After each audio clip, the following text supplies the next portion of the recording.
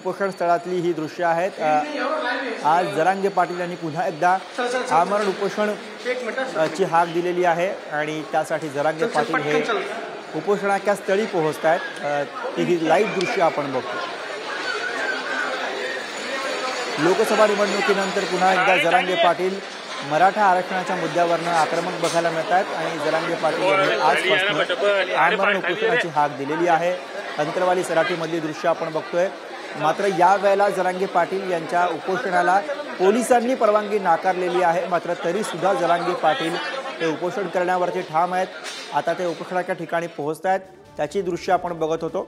तर जरांगे पाटील यांचं आज हे जालन्याच्या अंतरवाली सराटीमधनं पुन्हा एकदा आमरण उपोषण होत आहे। चौथ्यांदा जरांगे पाटील मराठा आरक्षणाच्या मागणीसाठी आमरण उपोषणाला बसत आहेत। पोलिसांनी परवानगी नाकारल्यानंतर सुद्धा जरांगे पाटील उपोषण करण्यावरती ठाम आहेत।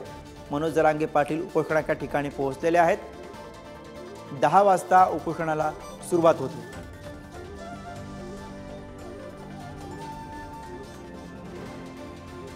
तर लोकसभा निवडणुकीनंतर पुन्हा एकदा मराठा आरक्षणासाठी जरांगे पाटील हे आक्रमक भूमिका मांडताना दिसत आहेत। अंतरवाली सराटीमध्ये जरांगेंचं आमरण उपोषण सुरू होत आहे। उपोषण स्थळाची ही लाईव्ह दृश्य आपण बघतोय। आज सकाळी 7 वाजल्यापासूनच जरांगेंचे समर्थक मराठा कार्यकर्ते या ठिकाणी जमण्यास सुरुवात झालेली होती आणि आता स्वतः जरांगे पाटील या ठिकाणी पोहोचलेले आहेत। व्यासपीठावरती जरांगे पाटील आपल्याला दिसत आहेत। छत्रपती शिवाजी महाराज यांच्या पुतळ्याला त्यांनी अभिवादन केलेलं आहे आणि माध्यमांचा गराडा अर्थातच त्या ठिकाणी, त्यामुळे मनोज जरांगे पाटील आता माध्यमांसमोर काही भूमिका मांडतात का हे आपल्याला पाहावं लागेल।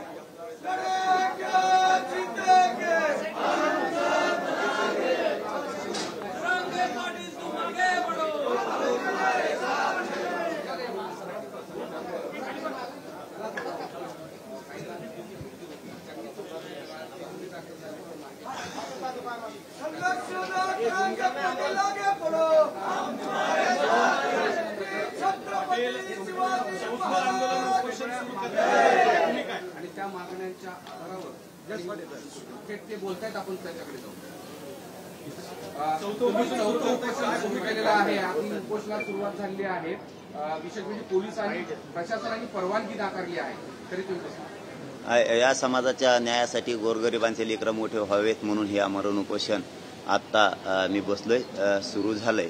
मी माझ्या मतावरती ठाम आहे। मी आमरण उपोषणावरती ठाम आहे। ही प्रशासनानं परवानगी नाकारलेली नाहीये, ही सरकारनं जाणून बुजून नाकारलेली आहे। गृहमंत्र्यांनी जाणून बुजून षडयंत्र केलेलं आहे। यामुळं काही कारण नसताना नाकारली, काहीच कारण नसताना नाकारली। आणि माझं विशेष करून महाराष्ट्रातल्या जनतेलाही सांगणं आहे की कामाच्या दिवसात आंतरवालीकडं कोणीही येऊ नका। मी खंबीर आहे लढायला। कामं बुडवायचे नाहीयेत। याचा अर्थ परवानगीचा काही नाहीये, परंतु कामं सोडून एकाही मराठ्यांनी इकडे यायचं नाही। याचबरोबर महत्त्वाचं आहे की जालना जिल्ह्यातल्या कलेक्टर साहेबांना, पंचाळ सरांना आणि SP साहेबांना माझी विनंती की ज्या आजूबाजूच्या गावाच्या लोकांना निवेदन दिलंय ते लोक, आमच्या येणारे लोक हे स्वयंपूर्तीनं स्वतःहून भेटायला येणार आहेत। त्यांना जाणून बुजून त्रास दिला जाणार आहे। हे ठरवून केलेलं षडयंत्र आहे। गाडीला मुद्दाम इकडं तिकडं लावलं म्हणणं, येणाऱ्या जाणाऱ्यांना शिव्या देणं, येणाऱ्या जाणाऱ्यांच्या गाडीला हे करणं किंवा त्यांच्याच कोणाच्या गाड्या लावलेल्या असल्या तर तेच फोडणार आहेत स्वतः आणि मराठ्यावर नाव घालणार आहेत। ही सगळी कायदा सुव्यवस्था न बिघडू देण्याची जबाबदारी SP साहेबांची आणि कलेक्टर साहेबांची आहे आणि गृहमंत्र्यांची सुद्धा आहे, मुख्यमंत्र्यांची सुद्धा आहे। आमच्या माणसाला धक्का लागता कुठेही कामा नये, कारण ते निवेदनच याच्यासाठी दिलेले आहेत की त्यांना जातीय तेढ निर्माण करायचा आहे, मराठ्यांना करायचा नाही। जर काही झालं तर याला जबाबदार हे आजूबाजूचे निवेदन देणारे असणार आहेत। कारण निवेदन देऊन गोरगरिबांचं आंदोलन मोडीत काढायचं आणि उगा जातीय रंग द्यायचा हे ते काम करणार आहे। याला सगळे जबाबदारी ते पुरे गावावर आणणार आहेत। जर काही झालं तर ह्या गावकऱ्यांना तुम्हाला काय करायचं आता ते तुम्हाला समजतंय, परंतु ही सगळी SP साहेबांची, कलेक्टर साहेबांची जबाबदारी निवेदन देणारे जातीय तेढ करून जातीय दंगली करणार आहेत। ही सगळी जबाबदारी त्या गावची राहणार आहे आणि पुऱ्या महाराष्ट्रातल्या मराठा समाजालाही सांगतो की आपण शांत राहायचं। यांना काय करायचं करू द्या, नंतर बघू काय करायचं। चौथ्यांदा उपोषण करण्याची वेळ आपल्यावर का आली? नाही, त्या विषयावर मला नाही बोलायचं। अनेक लय मोठे आहेत, ते नाही का दिसले तुम्हाला? ते बी लय मोठे आहेत आणखी।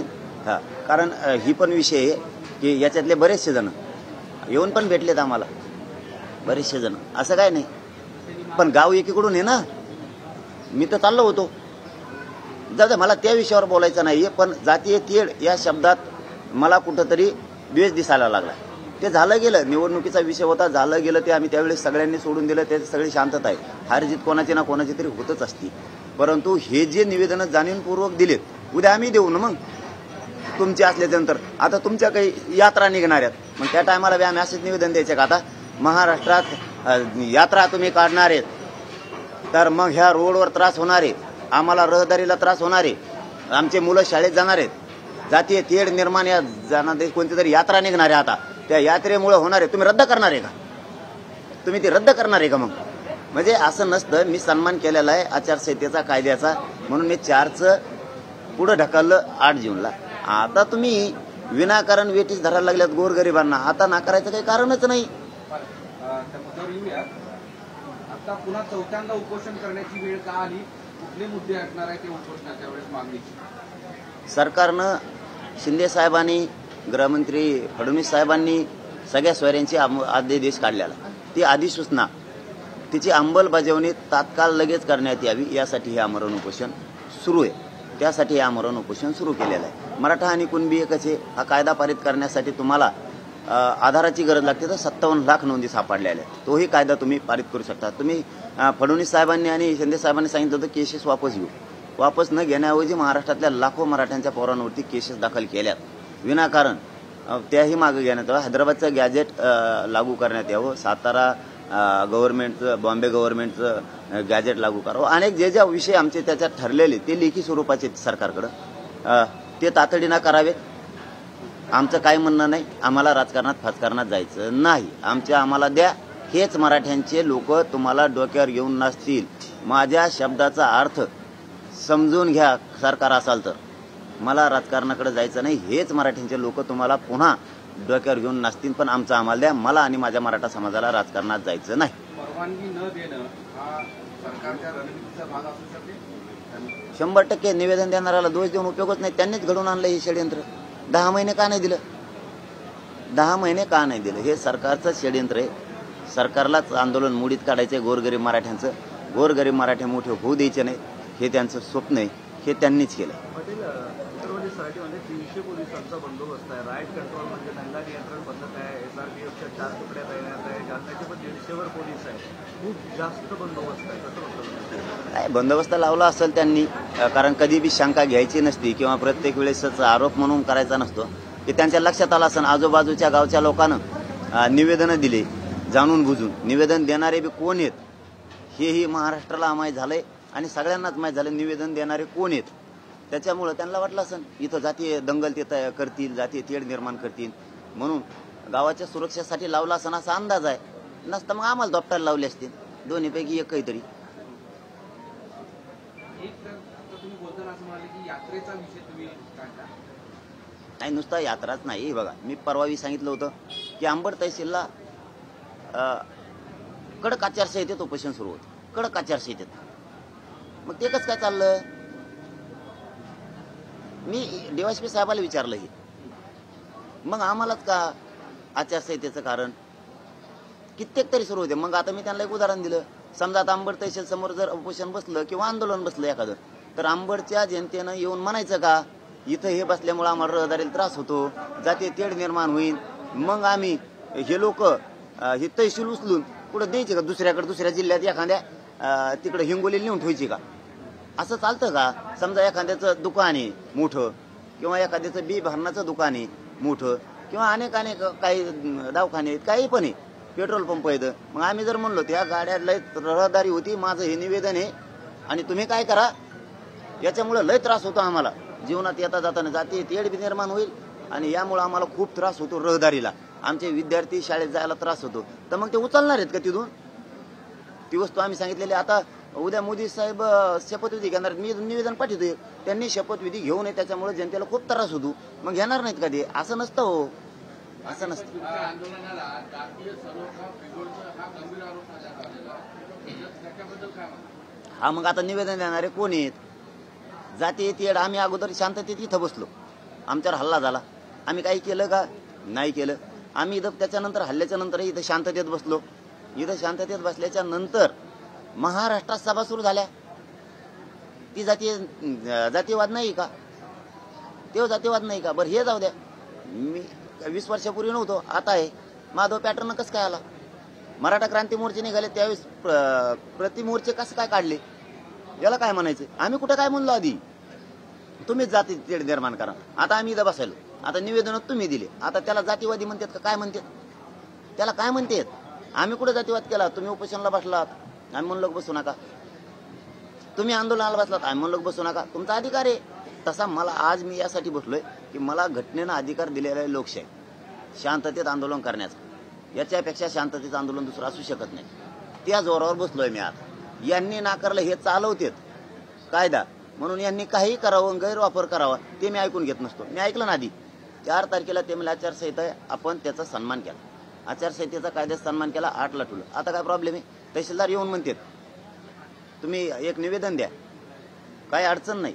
आता काय अडचण नसणार आहे द्यायला. तुम्ही नाकारता याचा अर्थ ठरवून नाही का केलं तुम्ही? तसं पाहिलं तर हे उपोषण स्थगित केलेले, स्थगितीला परवानगीची गरज नाही. आम्ही पुन्हा सुरू करतो स्थगित केलेलं, परंतु मी इमानदार आहे त्यामुळे मी प्रत्येक वेळेस देत असतो. तसं दिलं आणि आता तुम्ही नाकार ना म्हणणार. असं कसं? गोरगरिबाचा कायदा काय गोरगरिबाच्या मुंडक्यावर पाय देण्यासाठी नाही, त्यांना न्याय देण्यासाठी. सुरू झालंय का आता? हो, सुरू झालं. तुम्ही जे 6 महिने सलग आंदोलन केलं त्या आंदोलनाचा परिणाम हा लोकसभा निवडणुकीमध्ये दिसून आला. प्रत्यक्ष जो काही असेल तो मतदारांनी दाखवून दिला. ती भीती आता विधानसभेच्या तोंडावर सरकारला वाटत नाही का? नाही, मग आम्ही काय सांगतोय की आम्हाला राजकारणात जायचं नाही, मला नाही, माझ्या समाजाला नाही, एवढीच वेळ आहे. आम्ही सांगितलंय तुम्हाला जर एवढं कळालंय आता असं होतंय तर आम्ही सांगतोय ना. उपोषणाला बसलो तर आम्ही रक्त जाळायला लागलो तर आम्ही मग सत्तेकडेच प्रचार सुरू केला असता ना. उगं आम्हाला त्या राजकारणात जायचंच नाही. आम्ही त्यांना सांगतानाच सांगतो की आम्हाला राजकारणात जायचं नाही, मला नाही, माझ्या समाजाला. आमचं ठरलेलं आरक्षणाचा विषय मार्गी काढा, हे म्हणणं आहे आमचं.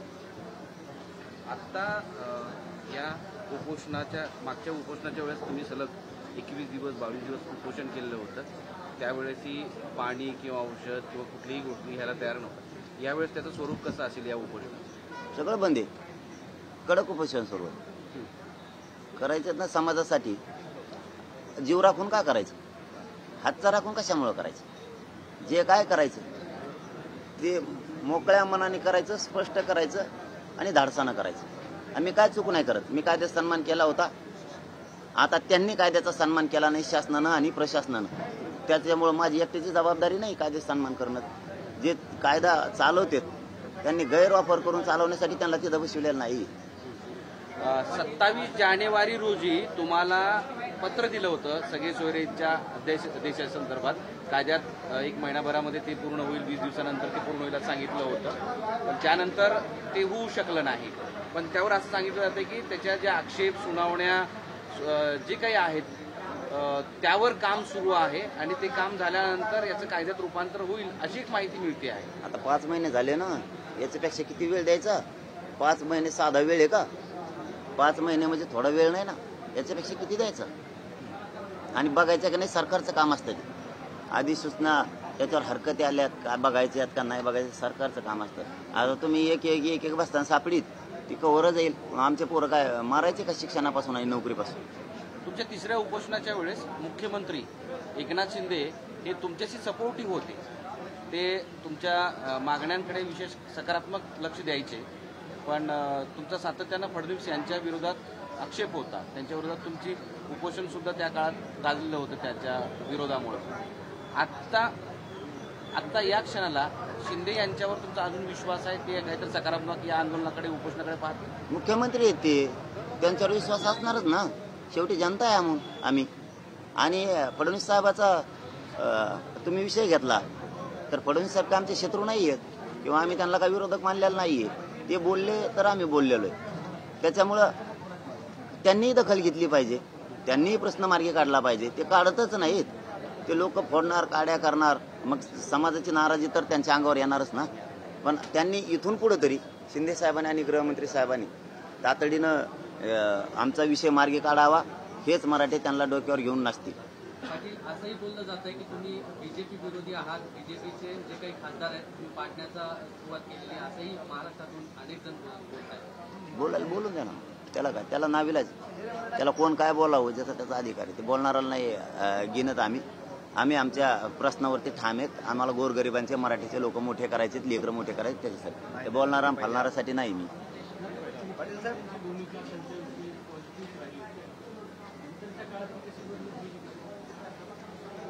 ते नाही माहित, पण त्यावेळेस आपण बी सोडलं नाही. चुकला कोणी, आपण बी सोडत नाही. त्यामुळं ते कोणी असो, पण शेवटी ते मुख्यमंत्री आहेत. त्यामुळं महाराष्ट्रातल्या सगळ्या जनतेचा त्यांच्यावरच विश्वास ठेवावा लागणार आहे. तसं आमचा पण आहे की ते मार्ग 100% शिंदे साहेब याच्यात मार्ग काढतील. आणि फडणवीस साहेबांना सुद्धा आव्हान करतोय ना. ते काय प्रॉब्लेम होतोय बघा, तुम्हाला खरं सांगतो मी, की आम्ही आव्हान केलं की ते जाणून बुजून टाळल्यासारखं करते. आणि आम्ही नाही घेतलं ना की मग ती म्हणतात मला विचारित नाही. विचारित काय होतं, ज्यावेळेस समाज विचारतो त्यावेळेस तुम्हाला पुढं व्हायला काय होतं, त्यावेळेस ताठून बसतात समाजाने विचार. आता आपण काय म्हणतोय कालपासून की फडणवीस साहेबांनी आणि शिंदे साहेबांनी स्वतःहून पुढे होऊन हा विषय मार्गी काढावा. हा समाज तुम्हाला डोक्यावर घेऊन नाचत. आपण असं म्हणल्यावर नाही येणार. ती लोकांची नाराजी लय वाढल्यावर मग म्हणणार, तेव्हा सगळं हातातून गेलं असतं मग येऊन काय करता. आम्हाला राजकारण नाही करायचं म्हणतोय आम्ही. आमची भाषाच कळती का मला नाही करायचं, माझ्या समाजाला पण नाही करायचं. तुम्ही आमचं ठरलेलं द्या. मराठ्याचा विरोध करण्याचं कारणच नाही. उशिरा लक्ष दिलं, कोंडीचा काय संबंध आहे, प्रमुख आहेत ते. कोंडीचा काय संबंध आहे, ते प्रमुख आहेत. उशिरा लक्ष दिल्यामुळे त्यांचं नुकसान होतं असं तुम्ही बोलला.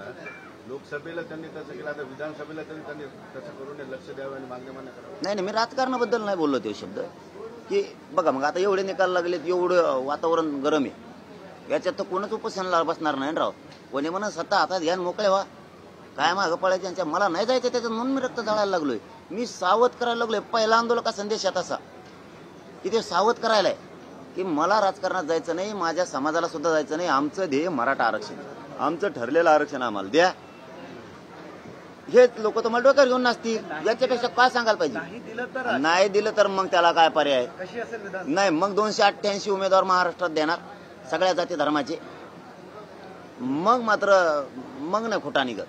त्याला माझा नाविलाज आहे. मग मी म्हणतोय गोरगरिबाला त्रास देऊ नका. गोरगरिबाला मला नाविलाजानं देणारं मग बनावं लागणार. त्याला जबाबदार तुम्हीच असणार आहेत.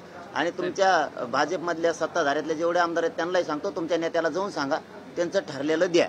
नसतात तुम्हाला बोलायला जागा राहणार नाही. मी राजकारण करतोय काय करतोय म्हणून तुमच्या नेत्याकडे जाऊन ठरलेलं द्यायचं सांगा. परत बोंबलू नका. ते आमदार मध्ये बोंबलत असते. फक्त भाजपच का इतर पक्षाचे म्हणलं मग घेतले नाव होते 2-3 भाजप शिवसेना म्हणलंच ना. सगळेच म्हणतोय ना मी काय विरोधी पक्षावले जा हा बस का. पण आम्हाला द्या. आम्हाला राजकारणात नाही यायचं. पण या उपोषणात तो प्रश्न मिटवा. लोकसभेत तुम्ही छोटासा हिस्सा दाखवला, विधानसभेत मोठा असेल ना. नाही, मी स्वतःच जाणार त्याच्यात. मी स्वतः नाव घेऊ पाडीणार. आता नाव घेऊ पाडीणार. तुम्ही पण उभं राहणार नाही, राजकारणात आपण नाही जाणार. उभा नाही राहणार. गोरगरिबांना देणारा बनवणार. सगळ्या जाती धर्माच्या लोकांना देणारा बनवणार. मराठा ताकदीनं उभा राहणार त्यांच्या पाठीशी. मग कोणत्या जातीचा उमेदवार असतो. विधानसभेच्या तोंडावर हे शेवटचं उपोषण असेल आणि याच उपोषणावर सरकार निर्णय घ्यावा. नाहीतर तुम्ही राजकारणात म्हणजे तुम्ही 288 उभे करणार. नाही, मग पर्याय काय आमच्या पुढं. आम्ही उपोषणाला बसून तुम्हाला सावध करावलं की द्या. तुम्ही देत नसाल तर आमच्या पुढं पर्याय काय. मग पर्याय काय. स्थापन करणार आहात की मग की यावेळेस थेट अंमलबजावणीवर. आता आमच्या दारात उघडी देत कवडत नाही कुठं सरकारला चर्चेला यायला. बघू येता येईल ना. बघू. नाही बघा आता हे आंदोलन आहे. दरवाजे तर चर्चेचे खुलेच. 288 जागा तुम्ही लढवणार आहे, मात्र पक्ष स्थापन करणार आहेत की मग आघाडी असणार आहे किंवा काय कसं. नाही ते आताच कसं ते पुढे सांगू काय राजकारणात सांगत नसते जणू. 27 जानेवारी 2000 हा मग शिकलं मला त्यांनी. 2023 रोजी तुम्हाला पत्र दिलं होतं आणि त्यावेळेस मुख्यमंत्री असं म्हणाले होते की आता विषय मार्गी लागलेला आहे. लागलाय. पण मग आम्हाला आणखी प्रमाणपत्र मिळणार ना सगळ्या सोयऱ्याला. ज्या नोंदी मिळाल्या त्या नोंदीच्या आधारावर ज्या मराठ्यांच्या नोंदी नाहीत त्यांना प्रमाणपत्र मिळत नाहीत.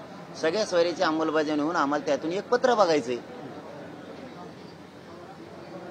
चला मराठ्यांचा हट्ट जो आहे, जी मागणी हक्काची ती मिळाली. बरं आता त्याच्यानंतर अंमलबजावणीचा मुद्दा राहिलेला होता. त्याच्यावर सूचना आणि हरकती येणार होत्या. तर त्याला सुद्धा आता 5 महिन्याचा कालावधी झाला.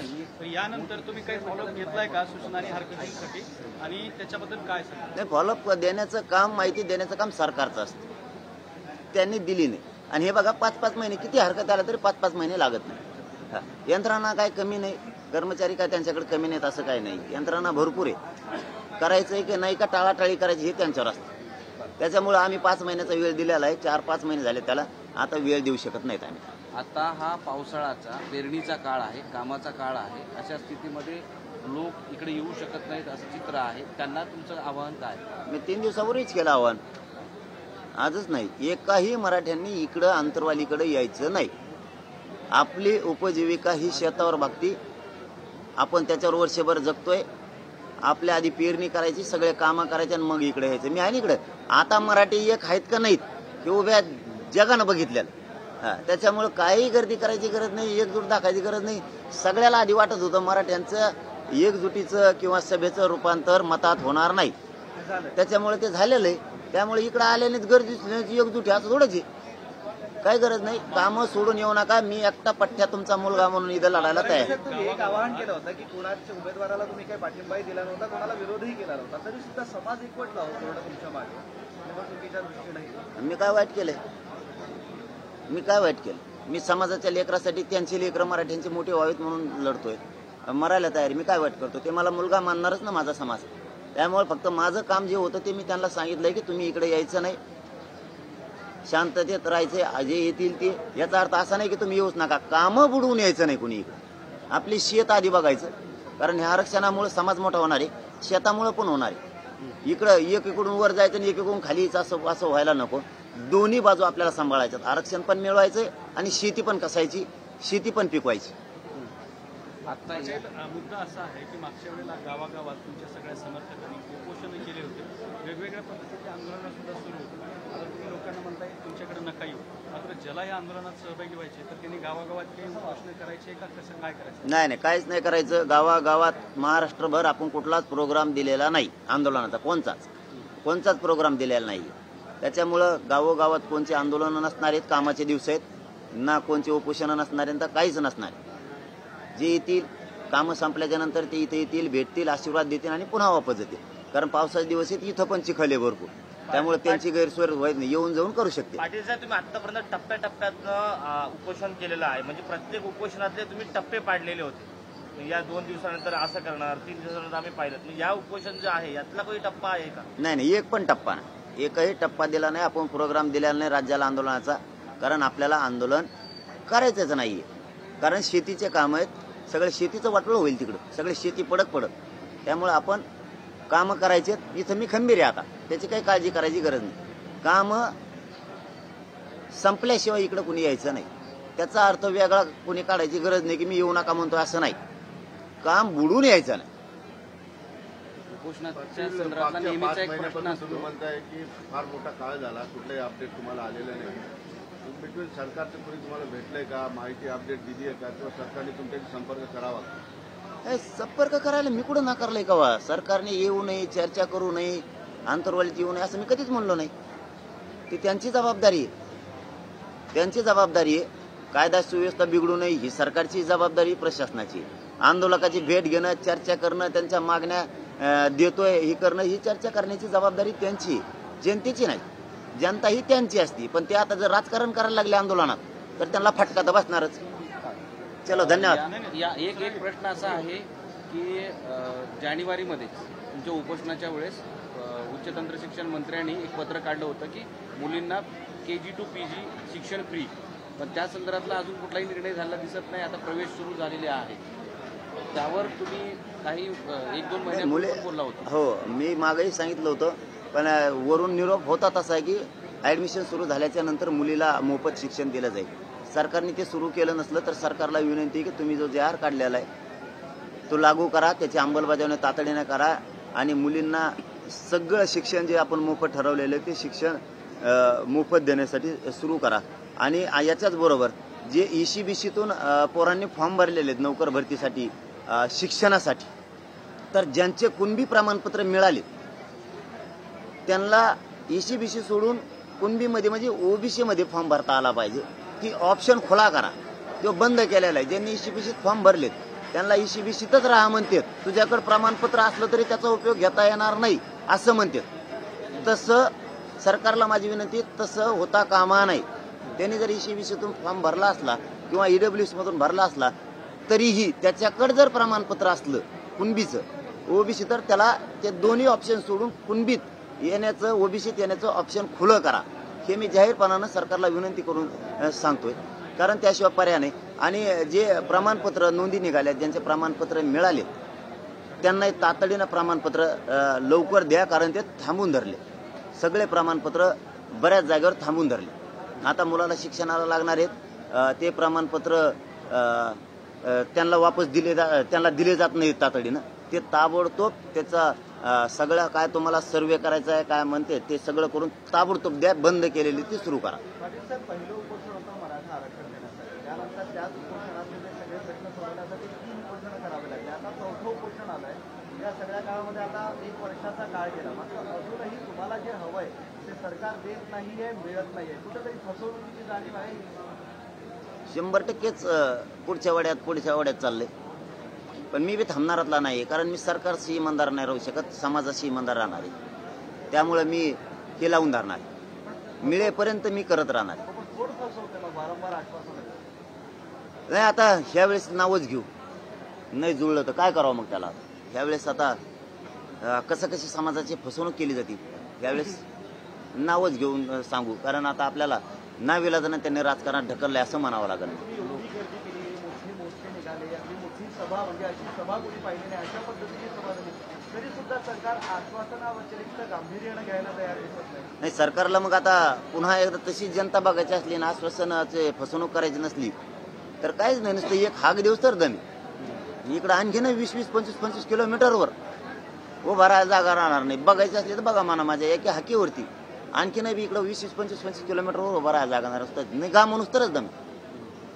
लोकसभा निवडणुकीच्या निकालानंतर काही महाविकास आघाडीतले काही खासदार तुम्हाला भेटायला आलेले होते काल रात्री परवा रात्री. नाही आता महाराष्ट्रातले बघा सगळ्याच पक्षाची तेल ही जागाचा शिगीद कोणाला नाही म्हणते. या अंतरवाली इथं आल्याच्या नंतर आम्ही शुभेच्छा देतोय सगळ्याच पक्षाच्या जे खासदार झाले त्यांना मराठ्यांचं मत पडलेलंच आहे. जे ते इमानदार आहे जे ते नाहीये भागलं की भागलं असं असतंय काय कायचं. परंतु सगळ्याच पक्षाच्याला केलंय मराठ्यांनी असं काय कुठं भेदभाव केलेला नाही. ते आभार मानायला आले होते का ते येऊन भेटतेत आंतरवालीत येतेत भेटतेत. मग आता आल्याच्या नंतर का मी हाकून देऊ. तुम्हाला येत आहेत सध्या भेटायला या सगळ्या खासदारांना तुमचं सांगणं काय सूचना काय नाही आणखीन नाही केल्या करीन ना नंतर. खासदार आले त्यांनी तुम्हाला आपण केला त्याच्यात ते बोलणार आहेत या सगळ्या गोष्टी होणार आहेत भविष्यात. बोलतीनच ना मराठ्यानं मत काय सगळ्या पक्षातल्या खासदारांना उगाच केलंय का. मग सगळ्याच पक्षातल्या खासदाराला बोलावं लागणार. अर्पण केलंय त्यांनी. आता ते ज्याचं त्याचं मोठेपणाचा भाग आहे. परंतु मी राजकारणात नाही. मी काही केलं नाही. मी कोणाला काय पाडा म्हणलं नाही बा. मी घेता नको करून माझ्याकडून. तुम्ही तुमच्या नेत्याकडे सगळ्या पक्षाचे जाऊन बसा आणि त्यांना सांगा त्यांच्या ज्या ठरलेल्या गोष्टी त्यांना त्या द्या. मला राजकारणात जायचं नाही. माझ्या समाजाला जायचं नाही. माझं दे आणि माझ्या समाजात दे आरक्षण ते आम्हाला द्या. तिकडं भांडा. पण जर नाही दिलं तर त्याच्यानंतर माझ्या नावानं भाजप शिवसेना कोण कोण आहेत त्याच्या आमदारांनी बोंबलायचं नाही की असं का करताय. मग तुम्हाला आता संधी दिली आणि विनंती करून सांगतो चला सगळ्या आमदारांना की तुम्ही जा आणि तुमच्या नेत्यापुढं सरकारपुढं विषय मांडा आणि त्यांना सांगा हे विषय आजच्या आज मार्गी काढा. मला राजकारणात जायचं नाही. उगाच बोंबलाच नाही मग तुम्हाला बोलायला संधी नाही. मी समाजाला साक्षी ठेवून सांगायला लागलोय. आता समाज सुद्धा ऐकतोय चॅनलच्या माध्यमातून की आम्ही समाजाच्या वतीनं सगळ्या आमदारांना विनंती केली सत्ताधाऱ्यांच्या सुद्धा की तुमच्या नेत्याकडे जाऊन सांगा की त्यांचं आरक्षण द्या. मग परत तुम्ही म्हणता तुम्ही विधानसभेला कसं काय आले पुढं तर तुम्हाला सांगितलंय ना आता जा तर तुम्ही जा ते प्रश्न सोडून आणा. आम्ही येत नाही. तुम्ही नाही गेले तर उद्या तुम्ही बोलायचं नाही. समाज तुम्हाला बोलून देणार नाही कारण तुम्हाला आम्ही जा म्हणून सांगितलंय. समाज एकाही आमदाराला बोलून देणार नाही कारण तुम्हाला तिकडे जा म्हणलं तर तुम्ही गेले नाही. इकडे काय बोंबलता मग असा समाज तुम्हाला उद्या म्हणणार. तुम्ही प्रश्न सोडवा. धन्यवाद. बरं दुसरा प्रश्न असा आहे की हे सगळं आता उपोषण सुरू केलेलं आहे. उपोषण किती दिवस चालेल हे सांगता येत नाही. मात्र आतापर्यंत 4 उपोषण केली होती. त्या उपोषणाला दरवेळेला तुम्हाला आश्वासन दिलं पण जेव्हा तुम्ही मुंबईत धडकले लाखो मराठ्यासोबत घेऊन त्यावेळेला सरकारला जाग आली त्यांनी तुम्हाला GR दिला होता. आता या उपोषणाला सुद्धा सरकारने जर असं हलक्यात घेतलं तर पुढचं तुमचं पाऊल काय असतं. नाही मग पर्याय नाही म्हणलो ना मी तुम्हाला, मग पर्याय नाही पुढं आम्हाला, ना विलाजनं देणारं बनावं लागणार आहे गोरगरीब मराठ्यांना, गोरगरीब जनते. चलो धन्यवाद. पर्याय नाही, देणारं बनावंच लागणार आहे. मी आता एक छोटा नको आता वन टू वन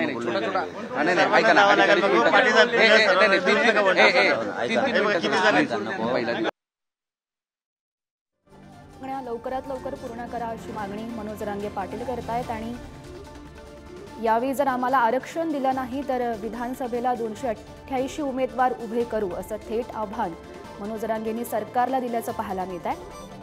उपोषण स्थळावरून ते माध्यमांशी संवाद साधत होते. आजपासून त्यांनी आमरण उपोषण सुरू केलेलं आहे आणि आमरण उपोषणावर ते ठाम असल्याचं पाहायला मिळत आहे.